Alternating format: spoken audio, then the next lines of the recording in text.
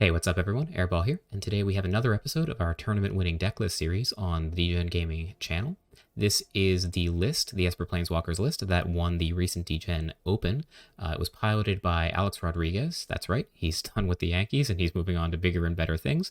He wanted to take on his favorite Degens, which you can do on April 10th. That's when we have our next tournament, which I'll be doing coverage for. This is the exact 75 card list that Arna Huschenbeth published the previous week on channelfireball.com. And you can kind of see why. This deck did really well. It's got a lot of things going for it. Standard right now is dominated by the card, the Wandering Emperor. It's her world, and we're kind of just living in it. The fact that this card is just so good against control and so oppressive against creature decks means that if you don't have an answer for it, then your deck is unplayable. Either you need to be super low to the ground aggressive to be able to get underneath her, or you need to go way over the top like some kind of Jeskai combo list. And if you can't do either of those things, then you better be able to outgrind her or be playing her yourself. And that's what we saw with most of the field. Most of the field was black-white X decks running the Wandering Emperor. So being able to flash in on the opponent's end step lets you play around counter magic, lets you play around opponent's big creature boards that would otherwise be able to attack her down, and also lets you exile problematic permanents. You can also just bluff having her, and everyone kind of respects it because no one wants to attack with their good creatures into her. So the deck is kind of built around her. So if we're going to be in a black-white X standard, a black-white X metagame, the question is, what is the best black-white X deck that we can be playing? And I think the answer is Esper. When you have a bunch of mid-range decks playing against each other, then the post-board games tend to play out like control mirrors. And in the control mirrors, it tends to pay to be the one playing blue, to have access to the counter magic that you need to decide what resolves and what doesn't. So you can see this deck is actually pretty light on counter magic, which is something I don't like about its construction. This is the deck that I played in Stream League 10, the exact 75 card copy of what I played in Stream League 10, and I found myself sorely missing counter magic. If I had it to do over again, I don't think I would have played these Henrika Domnathis, I don't think I would have played the Graveyard Trespassers, and instead I would have played either the full playset of Stroke or a playset of Negates. I really, really wanted the counter magic for the post-board games. We don't have those here. But the other reason that we're playing blue, even though we're only splashing 2 copies of Disdainful Stroke, is Kaito. Kaito turns out to be very well positioned as well. In the same way that Wandering Emperor is really good against both creatures and control, so is Kaito. Kaito at least is serviceable against creature decks. You get to make your ninja token that can block. They have to attack Kaito down on a future turn, which effectively gains you life. And against control, he's a card draw engine that the opponent needs to respect. And the only great way to deal with, he dodges Vanishing Verse, so one of the only great ways to deal with the card draw engine of Kaito is to deal with the token itself, using single target removal or a sweeper. And you're not really too upset if the opponent does that to you. You just get to make another one on a future turn, or attack with a Lolth token or something like that. And attack down the opponent and get your cards that way. So Kaito definitely a 4 of in the deck, and I don't know that you ever board him out. I think he's always a pretty good play to make on turn 3, especially because your curve on turn 3 does need something to get to these 4-mana Planeswalkers, and you're not playing the Abzan versions that have Tangled Florahedron and Prosperous Innkeeper to accelerate you to that point. The other important observations about the list, 3 copies of Reckoner Bankbuster. This is a card that you would think would be pretty slow. You hesitate to put these kind of cards in the main deck because you just kind of get run over by aggressive decks. It doesn't affect the board too much on turn 2. But it turns out that when you have a bunch of token-generating Planeswalkers, Kaito, Wandering Emperor, Sora, and Lolth, all of those things generate tokens, you can actually crew it pretty effectively.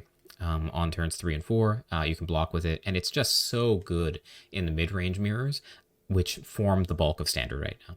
So I am a fan of the 3 copies of Reckoner Bankbuster, and I think I might go up to the 4th as well. What else? We have a bunch of board wipes. We have 2 copies of Meathook Massacre and 3 copies of Doomscar to deal with opponents with strong creature starts. Lolth also, of course, needs no introduction. Against creature decks, she's an absolute house. Opponents have to attack her down through the spiders that she creates, which just makes her stronger. So if the opponent doesn't have something like a Vanishing Verse available, then she's pretty strong as well. If they don't have something like a Vanishing Verse available, then she's just going to continue to be a problem on the board for the rest of the game. 2 copies of Miri's Call. Don't sleep on this card. I think it's pretty important. I know a lot of the time people will skimp on the Mythic Rare Wild cards and just improve their mana base in other ways. Miri's Call is super well positioned in the meta right now. It's really relevant to give your creatures indestructible when you have so many tokens on the board that can swing a board state pretty well. It also lines up really well against the creature lands of the format, which is one of the blind spots of the deck. Not a whole lot of instant speed removal here. We just have the 4 copies of Vanishing Verse and the 2 copies of Infernal Grasp. So Miri's Call lines up very well with Hive of the Eye Tyrant because you get the 2 angel tokens that can block it. Lines up pretty well with Cave of the Frost Dragon. The 4/4s outclass the 3/4. And also makes the Lair of the Hydra pretty unprofitable too, because unless it's absolutely huge, then you're just going to end up trading one of those tokens for one of their lands. So I think Miri's Call is an important include in the mana base. In the sideboard, we have 2 copies of Ray of Enfeeblement, which is a concession to the white decks of the format. You need to be able to deal with something like turn 2 Thalia because she taxes the entire deck. You have Graveyard Trespassers, which are like anti-graveyard tech. I was not impressed with this when I played it in Stream League. I think that it probably doesn't belong in this deck in particular. I think if we had a more aggressive slant, like if we were lower to the ground, if we were running our own like Luminarch Aspirants, Wandering Vampires, or Paulos, or that kind of stuff, any kind of like board pressure from turn 2 or 3, then I think Graveyard Trespasser makes a lot more sense. But as it is, I don't think it belongs in this 75. 4 copies of Duress, obviously, for the creature matchups. Farewell, super important against the green-white mid-range deck piles that are showing up. Farewell is one of the only clean answers you have to like Esika's Chariot, Wedding Invitation, or Wedding Announcement. I think it's important to have one of these. I think it would be reasonable to, instead of taking out the Henrikas and the Graveyard Trespassers and replacing them entirely with counter magic, I think it would make sense to include another copy of Farewell as well. I don't think I'd be too upset about that. So anyway, that's the deck tech. If you want to see more gameplay than just what's in this video, my entire run from Stream League is up on my YouTube channel. You can find me in the description below at Airball MTG. Where we have 5 tournament matches that go pretty deep, get pretty involved, and I think are pretty interesting. So feel free to check me out there. So that's it for this deck tech. Let's jump into some games and see how we do with it on the arena ladder. Okay, on the play with an otherwise slow hand, kind of prone to flood.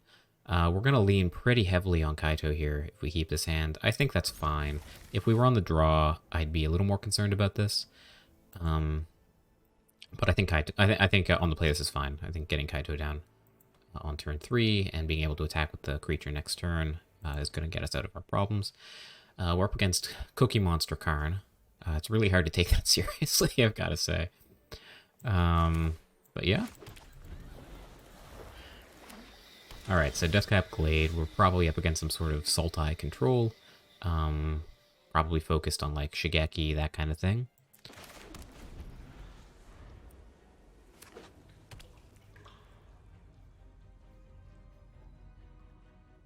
So if it is like Sultai Shigeki, then we are in for a grind fest, because neither of these decks care a whole lot about the board.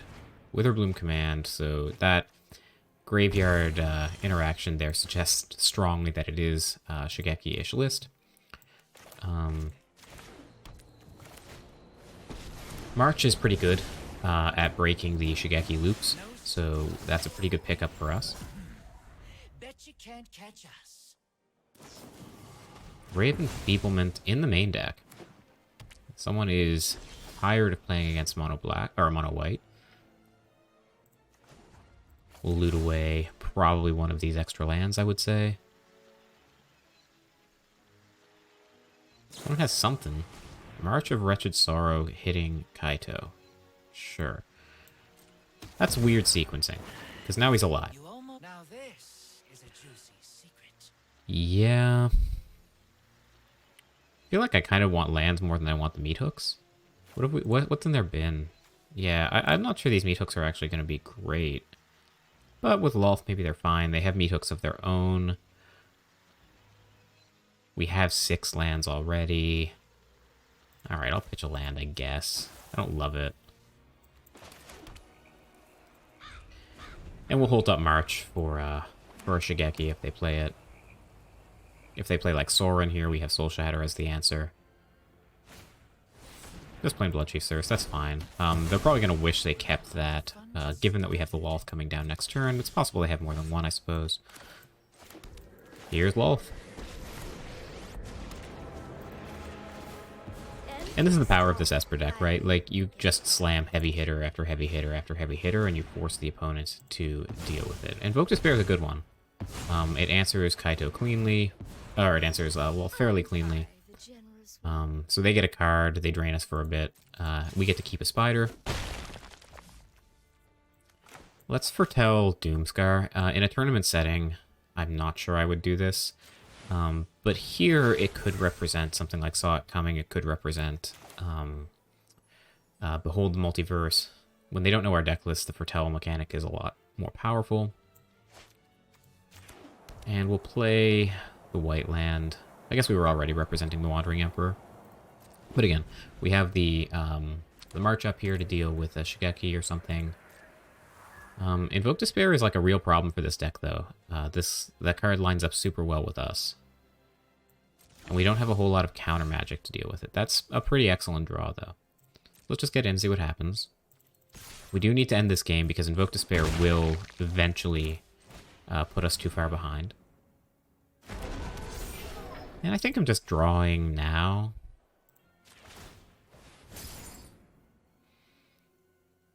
Try to hit our land drop.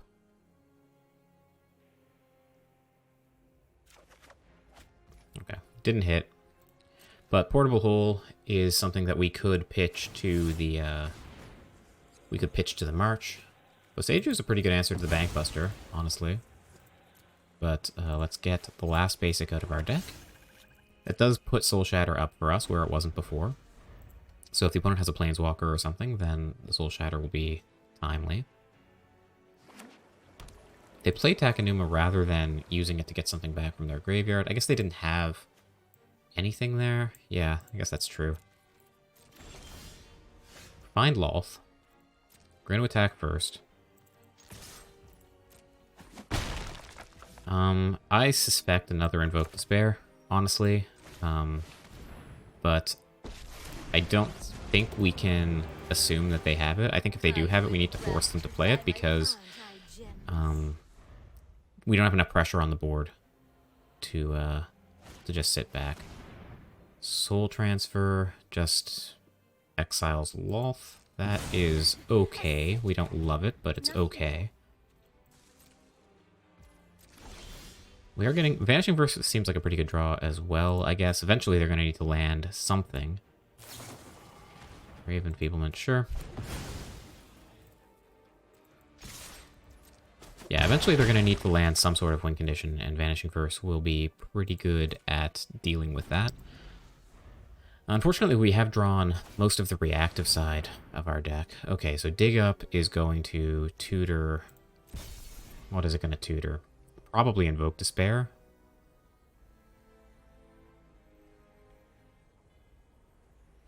So given that, we probably want to play the Meathook Massacre for 0 next turn to get at least some value off of these spiders that are about to die. They took quite a while to make that tutor decision, but I can't imagine it's anything other than Invoke Despair. Kaito's pretty good.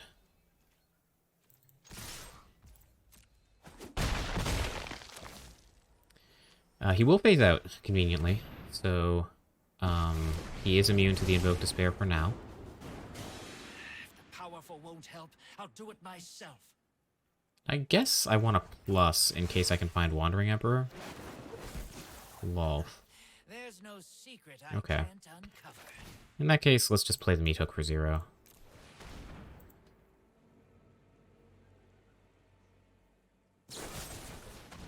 Power Word Kill on the spider, that's fine.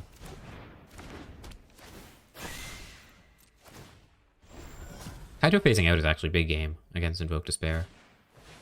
There it is. We're gonna lose the Planeswalker, but the Meathook will see this die, I think? Judge? Yeah, so we do get the drain off of that.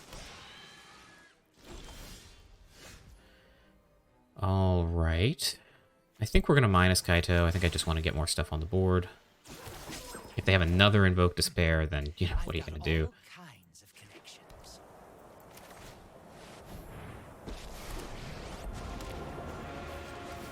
And now we have Soul Shatter, we have Vanishing Verse, we have March. We have tools, we can grind here. Another Invoke Despair is probably the worst case scenario, but they don't have it. Okay, so what do we want? We definitely want, like, the strokes and the duresses. We do have a sideboard guide. I don't think we have a sideboard guide against this specifically.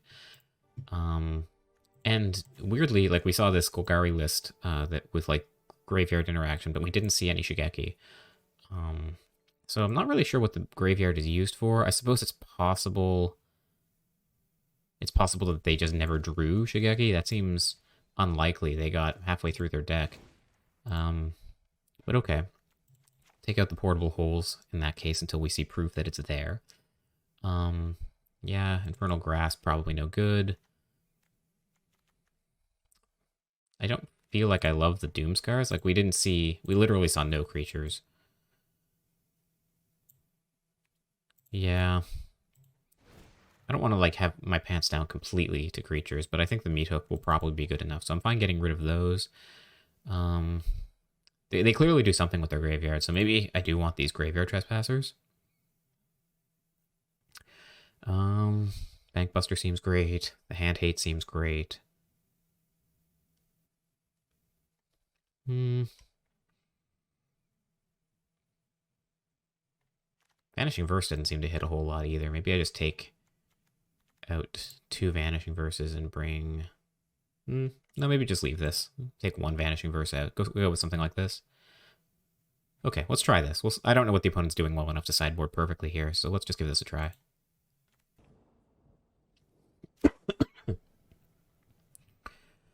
Okay, unkeepable hand, 1 lander. Better. We'll keep this.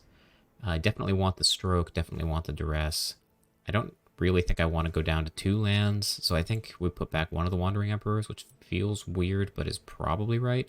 We could bottom duress. The 1-for-1 trades when we're mulliganing aren't great, but it is one of our only, like, good answers to Invoke Despair. So I think I'm going to bottom that. Loth is pretty good. I'm going to duress on 1 here, just in case they have their own duress. I don't want them getting rid of ours. Verdict. Check for traps is their duress effect, and they have Meat Hook Massacre. We can always stroke the Verdict if that's what we decide we need to do. I just don't want check for traps taking away my Loth or something. We've already mulliganed. I don't want them getting to pick apart the best cards in my hand.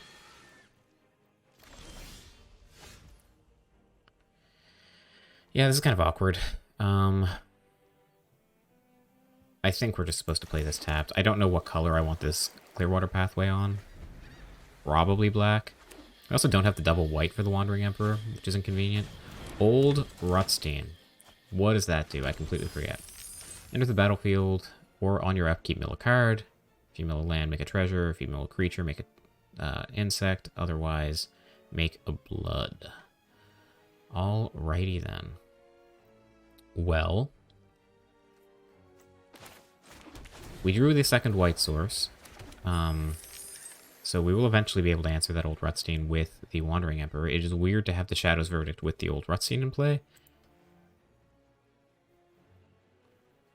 They have all this treasure, so the stroke is obviously very important. They could have, like, I guess Storm the Festival would make a little bit of sense, although we haven't seen any permanents. Like, they could be trying to mill their Storm the Festival and cast it from the graveyard, but with no permanents to hit, that doesn't really make a whole lot of sense.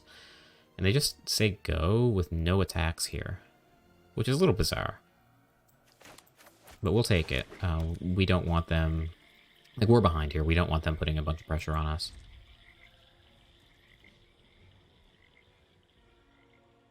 They do have blue in the form of these treasures, which I guess... this is a weird deck that we're up against. They could conceivably have some sort of counterspell. There's the Shigeki. And they're going to fetch check for traps. Okay, so that's going to force our hand a little bit.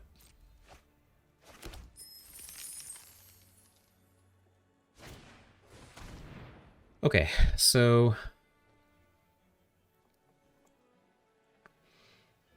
do we play the Wandering Emperor here is the question. If they have something they want to resolve, they're going to have to take the Disdainful Stroke anyway, and then we get the benefit of Wandering Emperor on end step plus Lulth. If they take the Wandering Emperor, we still have the benefit of having Stroke up. We get to play Loth the next turn. If we play the Wandering Emperor, they don't take Stroke, they take Loth. Are we okay with that?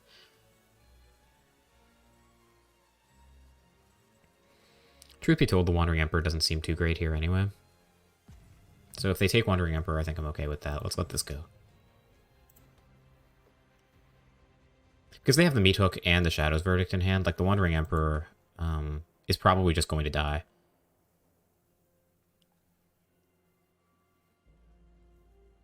Looks like they're considering taking the Meat Hook, which would be weird.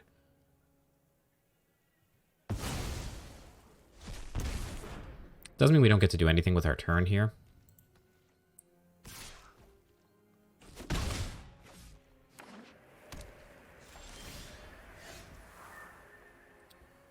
But, you know, I think if they had something big, they would have played it there.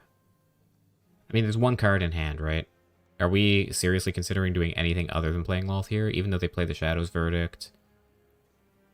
Shadow's Verdict kills their old Rutstein. They could Meat Hook Massacre, kill the tokens, but then Loth grows again, and Rutstein can't attack her. So I think I just want to get Loth in play. It feels bad taking the stroke shields down, but I think it's justified given that they only have the one card. The one down card. I mean, this could be something devastating, right? This could be like Invoke Despair, I guess, but it came off the top in the last few turns. So I think it's playing a little too scared to assume that that's what it is. And then if we untap, we'll get to have Stroke up for the rest of the game, right? To deal with Invoke Despair. So it's really kind of now or never. Yeah, this is fine, right? Loth goes up to 3, Rutstein can't attack her.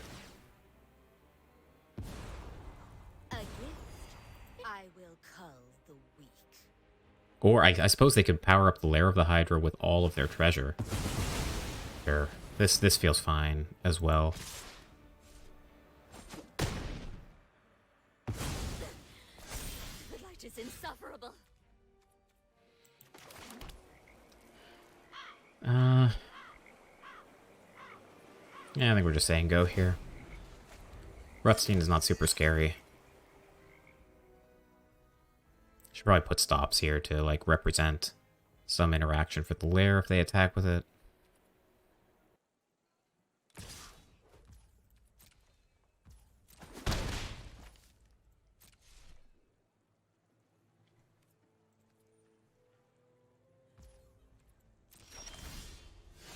That's pretty good. Yeah, we're definitely just jamming that. And I think in this case, we're waiting to draw with it. Because we want to hold Disdainful Stroke up anyway, and I don't want to expose whatever I draw off the Bankbuster to hand disruption. Away goes the Shadow's Verdict.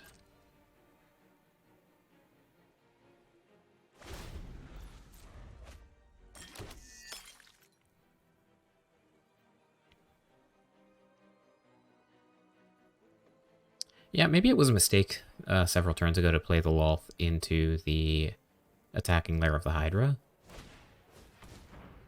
Alright, so this is surely going to fetch a copy of Invoke Despair. Oh no, that was for the non-cleave cost. They actually used that to tutor a land. That seems outstanding for us.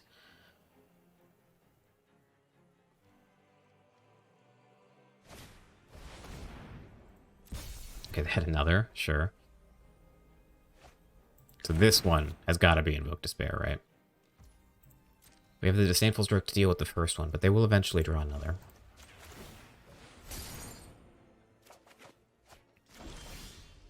That's pretty good.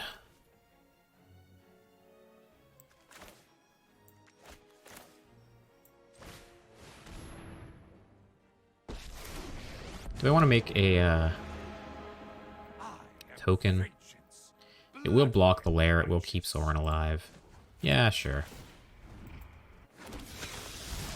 I think I'm going to hold this land in hand. Am I? What can I draw for 2 mana? Yeah, I guess I do want this in play. In case I pull a Disdainful Stroke or something. I'll want to be able to cast it in the same turn.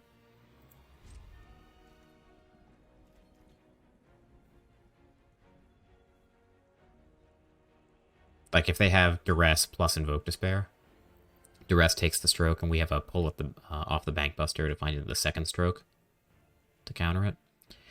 Invoke Despair also, it must be said, is not, like, super great for them here. Yes, it kills Sorin. Yes, it kills the token. But it's not, like, crazy good. This Bankbuster being in play is our card advantage engine. It lines up fairly well with their Invoke Despair as their card advantage engine. So I don't feel too bad about what's going on here. If they take their whole turn to, like, activate the Lair of the Hydra to try to attack down Sorin, I think that's great too.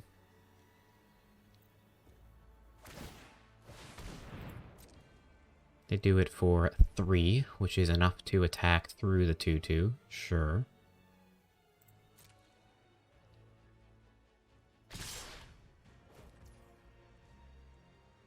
Alright, well, now I think I'm fine. Drawing off the Bankbuster. Find land, that's okay. We can save Sorin by blocking the Lair of the Hydra, which means we get another card off of him. We go up to 19. Feels pretty good to me. I want cards. How dare you disrespect me? They could have like a march of whatever, a black march to kill Sorin off here.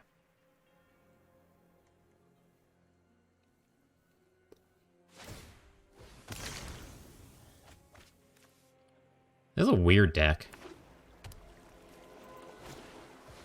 And check for traps. Okay. So, again, seems pretty likely that one of these last cards is Invoke Despair. Let's see what we can find off Sorin here. Sure, we'll take that. Excuse me. My ways are not for the weak. Now if we find Lolth or something, I think we want to play her, so I think we're just going to crack this now. That's pretty good too, that's another reason to play it.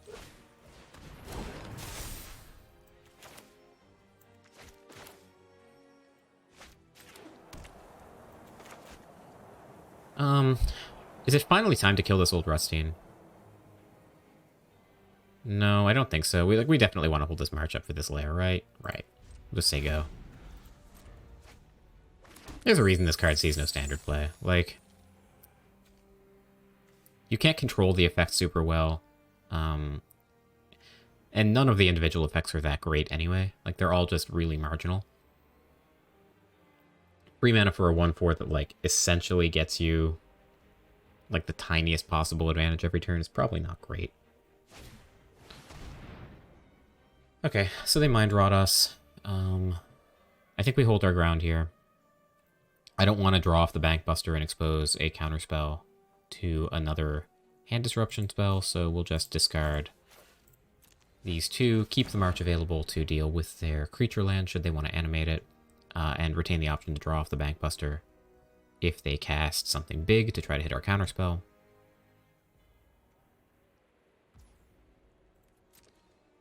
Remember, we can animate this Bankbuster to block if they attack. They choose not to attack. That's fine with me.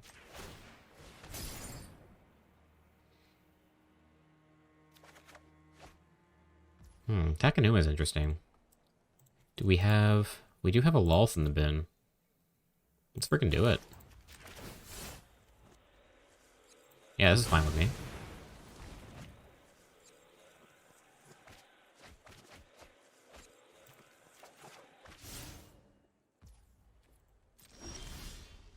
Upkeep, stop. What do you got?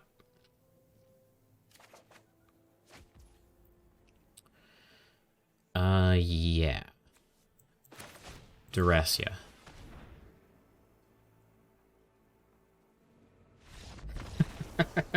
What do you think? What do you think the odds are that that was an Invoke Despair in hand? That feels pretty good. No, they had the mana to cast Invoke Despair. I'd be kind of shocked if they didn't play it. Maybe they knew we had the Lolth? No, we got the Lolth on their end step. I don't know what these last two cards were. But okay, deck played out pretty well. We have the tools to deal with even random stuff in the meta. We just accrue a ton of value with our planeswalkers and our vehicles. Okay, cool. On to the next one. Okay, on the draw with a somewhat questionable opening hand. We don't have white, so we don't have the Portable Hole or the Wandering Emperor coming anytime soon.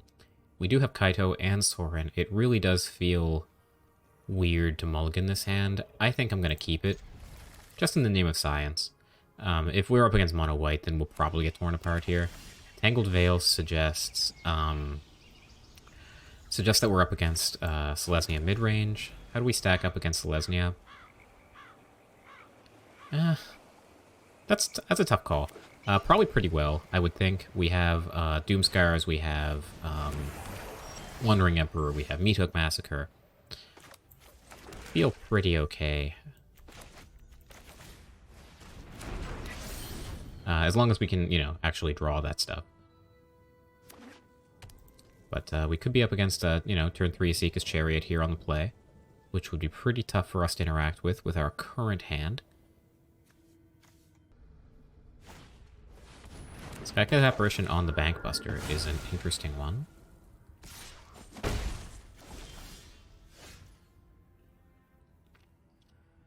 And the, no, they didn't miss land. So what to do? We can either play Kaito, or we can play Portable Hole. I don't love Portable Hole here. Let's just get Kaito in play.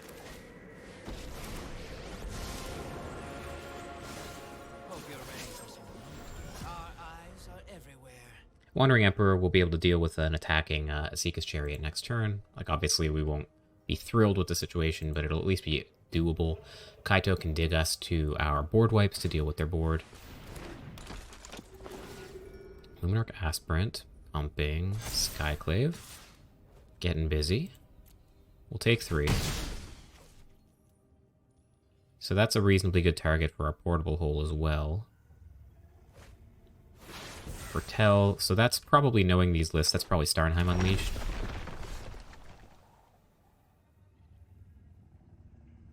Interesting. So, pretty sure we start with an attack here. And we draw off Kaito. Let's see what happens. We find a Maria's Call. So Portable Hole is pretty reasonable, honestly, against the Starnheim Unleashed tokens.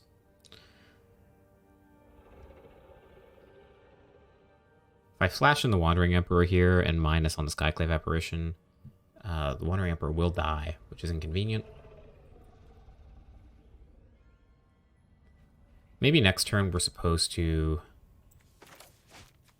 Maybe we're just supposed to play Sorin here. Minus for a 2-3, and then next turn have Wandering Emperor plus Portable Hole. Because, like, playing Portable Hole here just feels terrible. It's so mana inefficient. And Wandering Emperor, like, out here, flashing it out now seems... maybe it would have been okay. Yeah, that was probably better. Because now we kind of have to let Sorin die if they pump up the Skyclave Apparition again. Yeah, probably a mistake.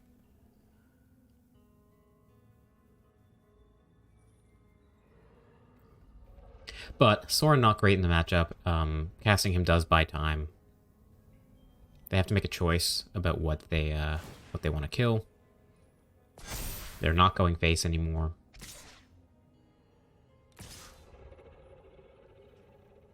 Luminarch Aspirant going after Kaito is aggressive. It does feel like Starnheim Unleashed is coming. Okay.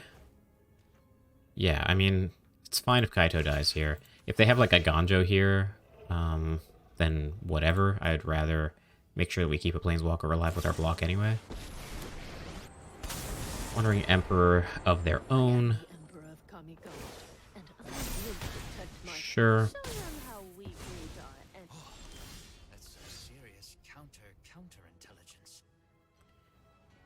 Alright, well, let's start with a plus on Sorin, see what we find. Find land, that's not awful. You wish to know my secrets? I feel like we can't allow the Wandering Emperor to stick around.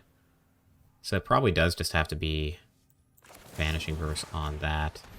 And I think I do want to Portable Hole on the Aspirant here, just to keep their stuff from getting bigger. Starnheim Unleashed is, like, surely coming. But we'll cross that bridge when we come to it. We will eventually find a board wipe of some kind. We have our own Amirius Call to eventually contest the board. Starnheim Unleashed obviously lines up very well with the Wandering Emperor. The Angel tokens that are created have Vigilance, which means they don't tap, which means Wandering Emperor can't exile them. But I think we're going to face a... Oh, okay. Chariot as well.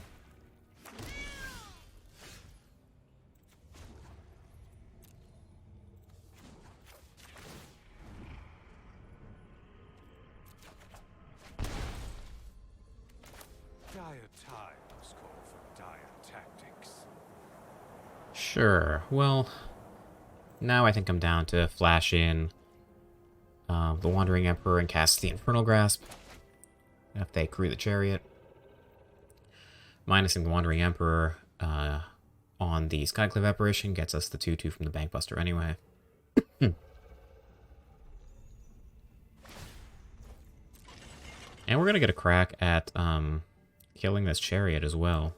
That's appealing. Let's just do that now. This was face up. They knew about it.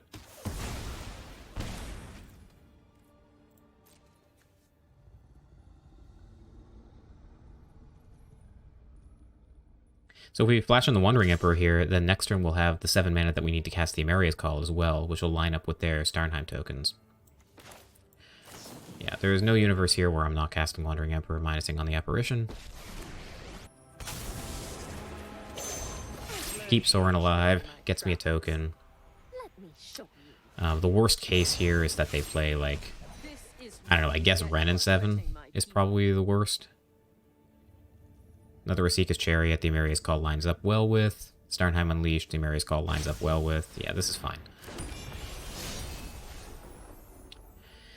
So another question becomes, do we want to plus or minus Sorin?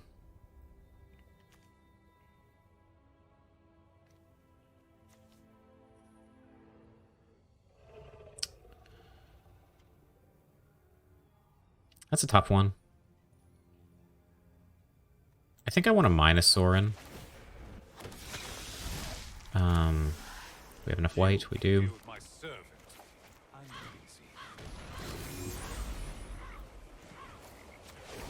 And these are indestructible until next turn. So we can block with this, profitably get our lifelink on.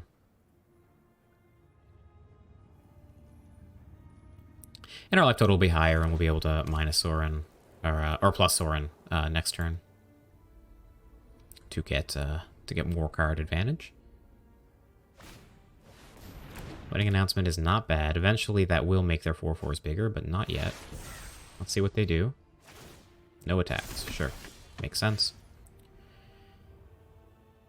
So March of Otherworldly Light does deal with the Wedding Announcement, if nothing else. My ways are not for the weak. Yeah. So we can Takenuma eventually to get back the Kaito. That wouldn't be the worst. I think it's really appealing to get this up to a 4/5 to box with their 4/4s.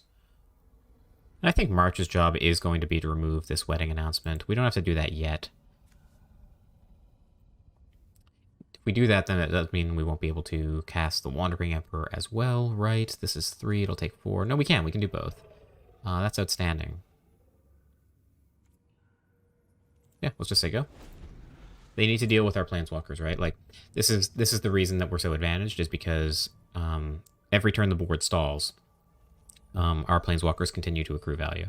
So they need some way to take over the board in a way that forces us to respect it, and then that gives us the opportunity to find like a board wipe and punish them for overcommitting.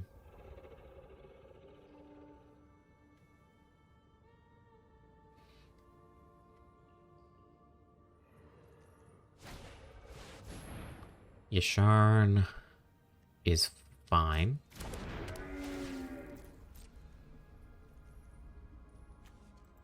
Doesn't really trouble us. We do have a few copies of Prosper's Innkeeper for treasure tokens, but other than that, not really a major concern.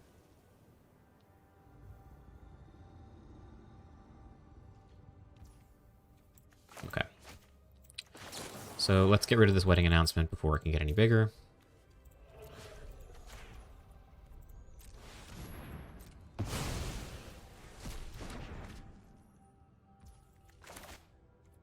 Do I want to flash in the Wanderer? Honestly, no. I think I just want to do this and get Kaito back. There goes a meat hook. That's unfortunate.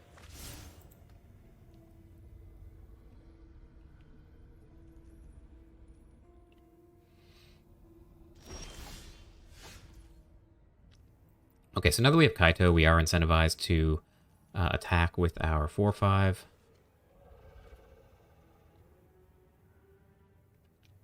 Right. Right.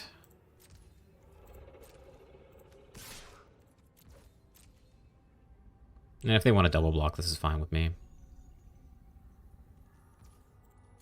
They choose to take it.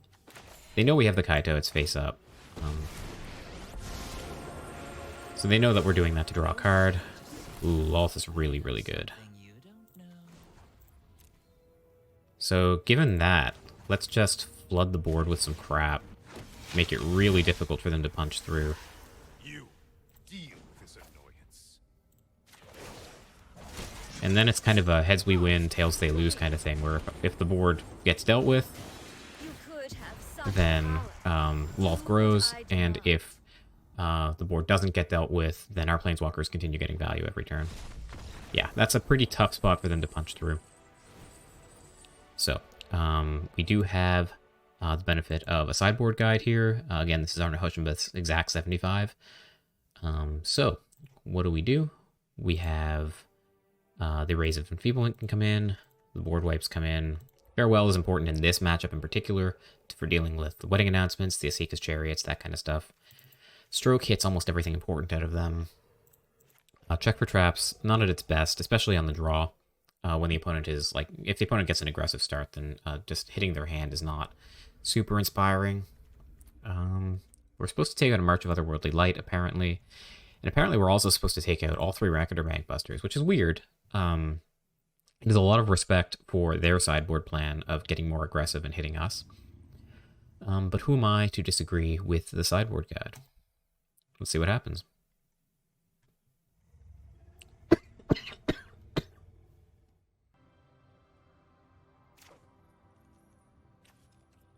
Okay, so we have, you know, the hand's nothing super special, but we do have a board wipe to deal with the more aggressive starts, and we have a Planeswalker. So, like, unfortunately, the Doomscar is going to be more or less face up when we foretell it on 2. However, A, we have the ability to hide from them on turn 2 that we have the double white mana that we need to cast it. And B, if they try to play around it, then we can get Kaito in play. Ooh, that's really good too, actually. Does that change anything for us?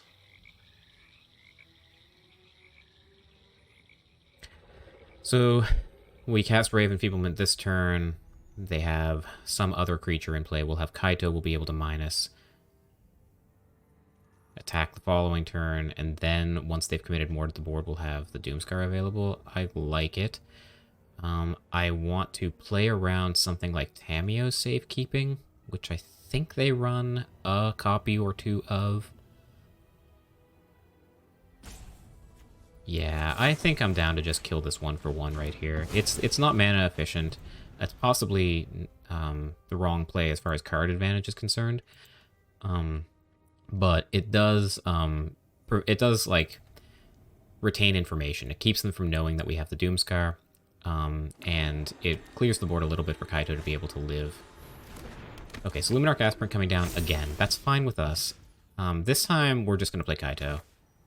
Do we have a way, again, to hide that we have the double white? At this point, not really, but we also don't have the Doomscar foretold.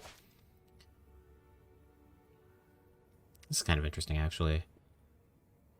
If we play the Doom, if we foretell the Doomscar though, then they just pump the Aspirant and attack and say go. So I think we do need to... We do need to do something. The system can't fix everything. I got someone on the inside who... So they attack for 3, we're kind of okay with that. If they play Yasharn, that does kind of walk into the Doomscar a little bit. If they play a Seeka's Chariot, that's probably the worst case. But even in that case, we have the Doomscar foretold with the Infernal Grasp available.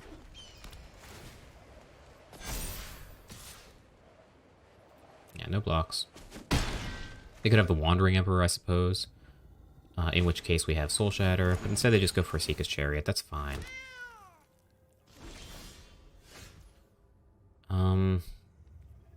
Yeah, I don't think we can realistically protect Kaito here. So instead, I'm just going to get my card and be happy.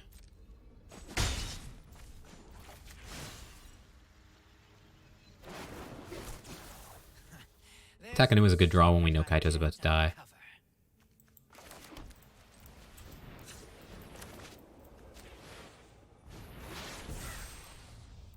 Okay, so Doomscar clearly is face up. But they do kind of need to attack Kaito here, probably. They're also incentivized to power up the Chariot here as well. There's Yasharn. This is going to hurt a little bit. We can let them attack with the Chariot because we're certainly going to Doomscar the board next turn. So it doesn't really matter if they create an extra token or not. Instead, we'll just see how they attack.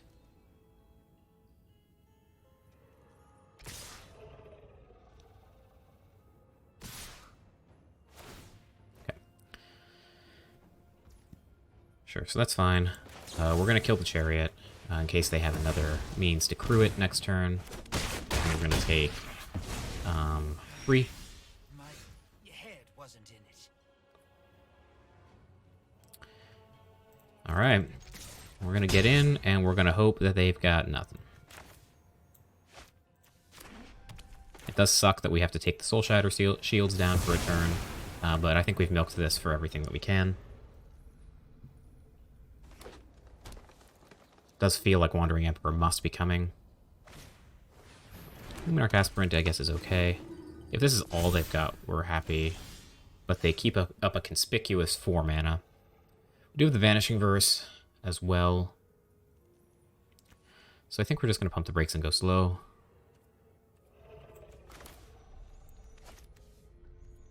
I want more black in play. This Takenuma is pretty useful. If they don't do anything, we can use it to get back the Kaito. Otherwise, we'll just say go. That's the Wandering Emperor, sure.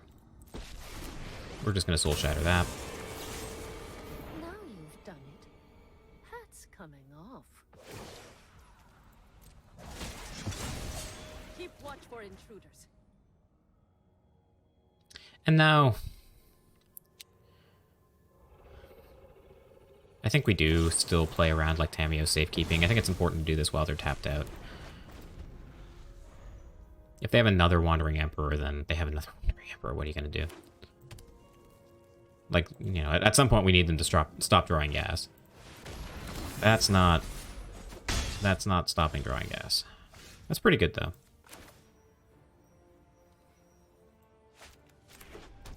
So we have the Wandering Emperor of our own. That will answer one of the 4/4s. We'll end up taking 6. We'll gain 2.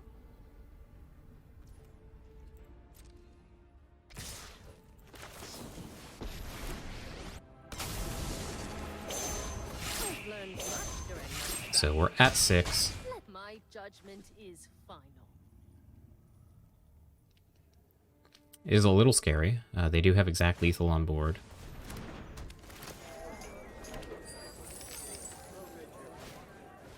Alright, and they're just going all in here. We find Sorin, which is a pretty good draw, all things considered.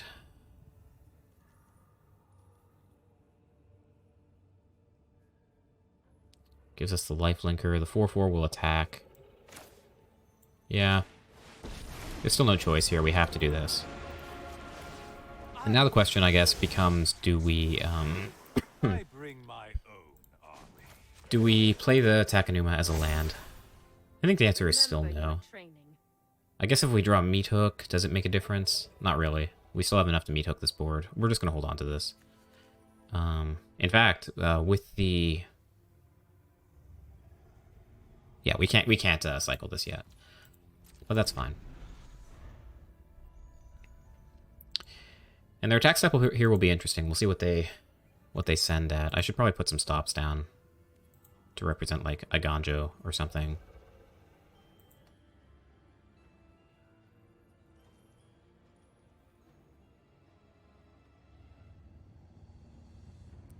We do kind of need them to miss a beat. Their hand has been pretty good, all things considered. They've had a lot of gas. We've kind of been on the back foot the whole game, which is kind of what you expect when you're on the draw. Let's see what they do.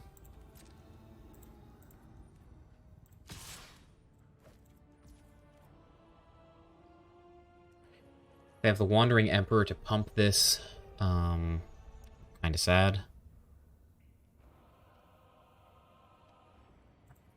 I think we're down to make this jump block here. I don't want to go down to 1 with the Sorin in play. I want to be able to draw with the Sorin to find a board wipe.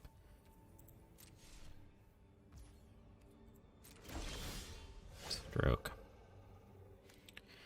Okay, so how much power and toughness do they have in play? They have 2, 6, 7, 8. The Wandering Emperor represents another 2, 3. So they're going to be attacking us for 11 next turn. Let's draw off the Sorin. We do have the Stroke to answer a... Oh, that's pretty good. We'll take that. We have a Stroke to answer the Wandering Emperor, if that is what they drew off the top. Tactics. I suspect it's probably just a land, but what are you going to do?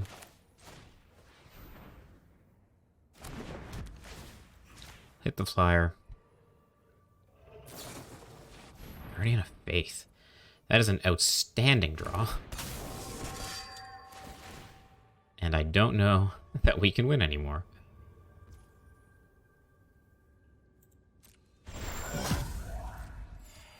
Okay, so that's 3, 4, 5, 9, 11. We can block 3 of it.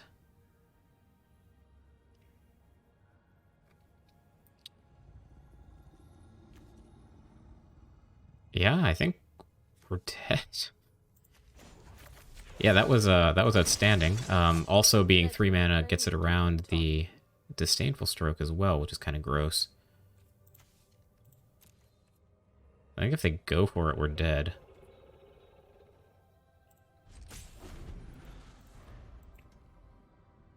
Four, 6, 7, 8. Yeah, it's like exact lethal if they just attack out.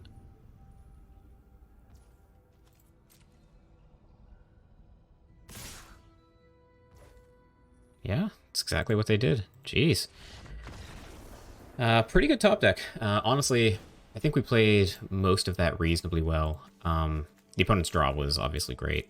And if not for like this exact top deck, I think we were in pretty good shape to be able to stay alive for another turn, to dig deeper for the board wipe. But yeah, on to game 3. Okay, on the play with a reasonably good opening hand. We can keep this. Yeah. Kaito pretty good on the play. Stroke obviously pretty good at dealing with their Wandering Emperors, with their Seeker's Chariots. To some extent their Yasharans, although we probably just want to be board wiping the Yasharans away. Another question becomes, what land do we play on 1? I think I'm okay playing one of these Amelia's Calls. Although, I probably want to have black mana in play on turn 2, in case we draw, like, Ray of Enfeeblement or something, to be able to kill a Luminarch Aspirant. So we probably lead with that, actually, the Shipwreck Marsh.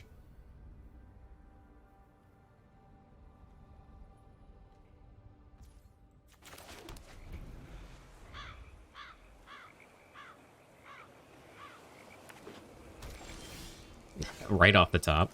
Feels good.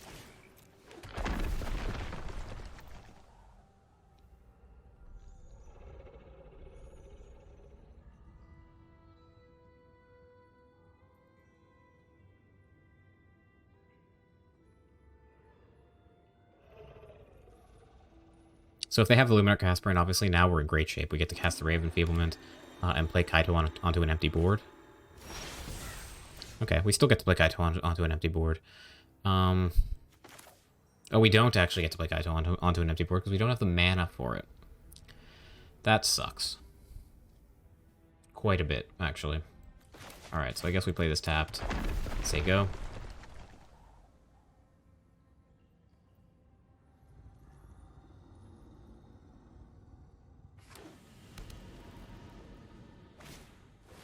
Playing announcement. Yeah, that gets under stroke. Wandering Emperor's pretty good. At least we get to do something. We do kind of need to draw a land that isn't white. We're going to hold up stroke in case they have Seeker's Chariot or something that they want to play.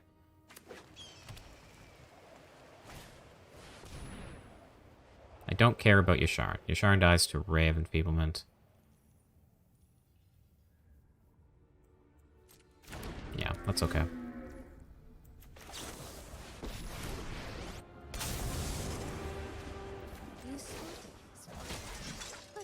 Hopefully we just draw on tap black. Vanishing Verse does not hit Yasharn. This is really annoying, these mana issues. I didn't expect it to be this bad. Alright. We have to just say go. They have the Starnheim Unleashed. On their end step, we can try Ray of Enfeeblementing the Yasharn.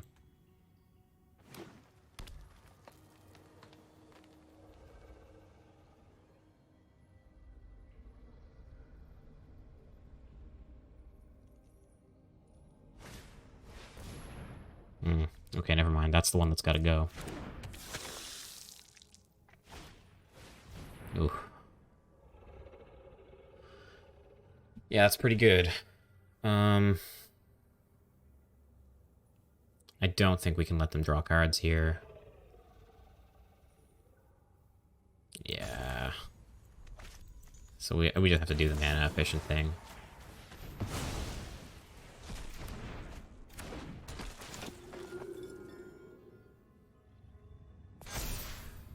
Yasharn now outgrows Ray of Enfeeblement, which is annoying.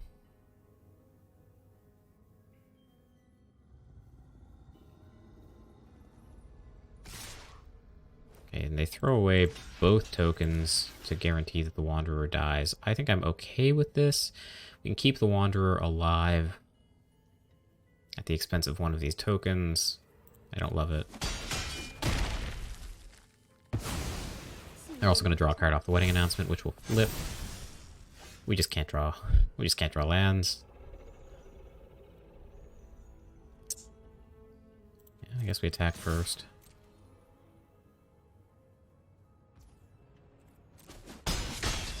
Yeah, so kind of unfortunate. Like, when we don't draw spells, what are you going to do?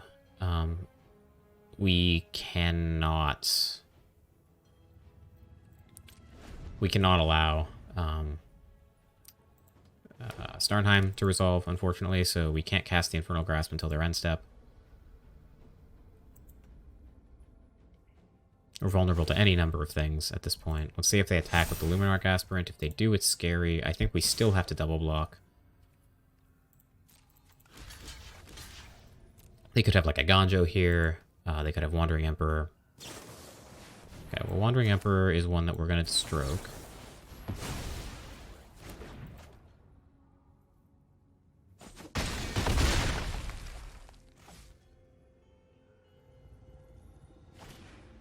And there's the floor heater. Okay. Farewell is outstanding if we can get there. We still cannot cast Kaito. I don't want to trade with the Florahedron because I think I need to be able to kill Yasharn. Or chump Yasharn, rather. Okay, we'll say go. This sucks, obviously.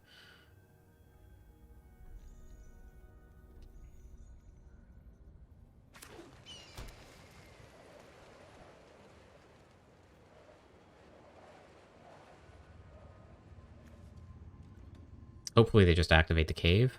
That would be crazy, I think. Actually, the cave does, with the wedding festivity in play, it does outsize the Ray of Enfeeblement. So it's not like the craziest play in the world, I suppose. Let's see what they do.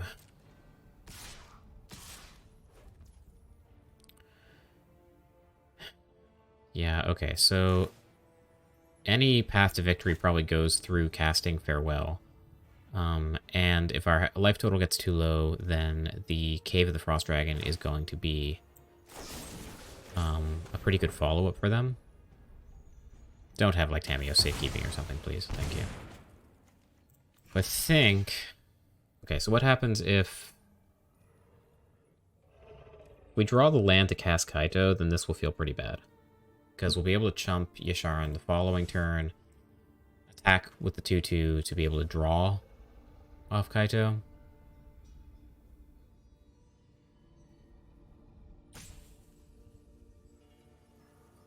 Alright, I'll take 6, and hopefully we can cast Yasharon, or hopefully we can cast Kaito here. Finally.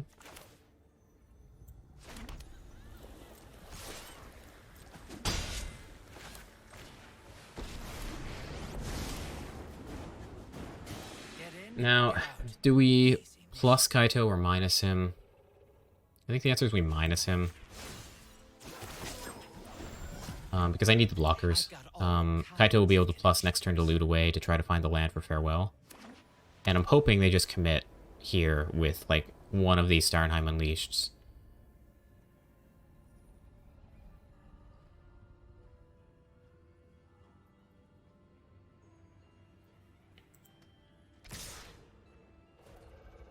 Everything coming in.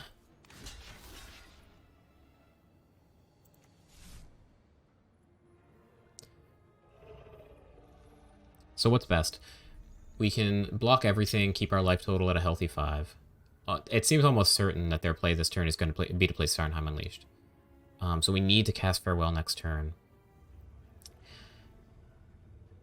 I want to be able to attack and draw my card off Kaito. We are disadvantaged there.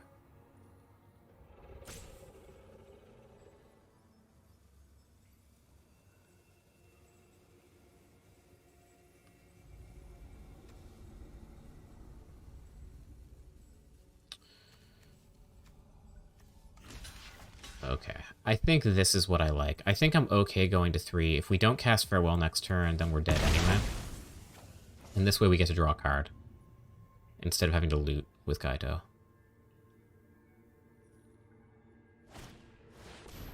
Chariot's also fine. They could have, like, Guardian of Faith, I guess. If you have Guardian of Faith, then, you know, congratulations, opponent, you did it. But this, you know, obviously this was the deck misfiring very badly in that case. We don't have much of a choice. Let's just go for it. Wandering Emperor is not good enough to keep us alive, so we are going to YOLO it.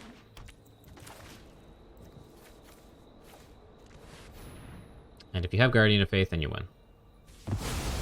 Nice.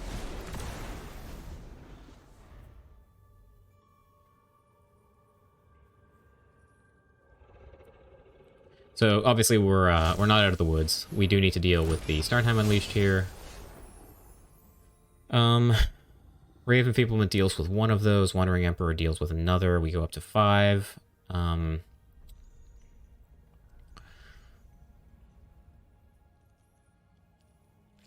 up to 5 and then go down to 1.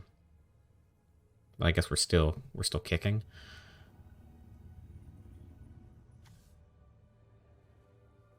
Yeah. All right. Well, in that case, I guess it's sad, but we're just looting with Kaito. Thanks.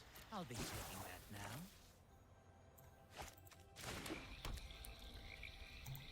Saying go.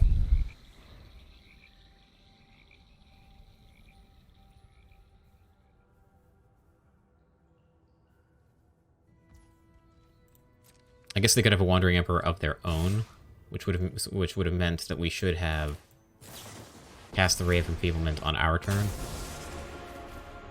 Oh, they're not tapped. Energy of battle, Fuck. then guide it like water. Yeah, okay. Well, then there was no realistic way out here.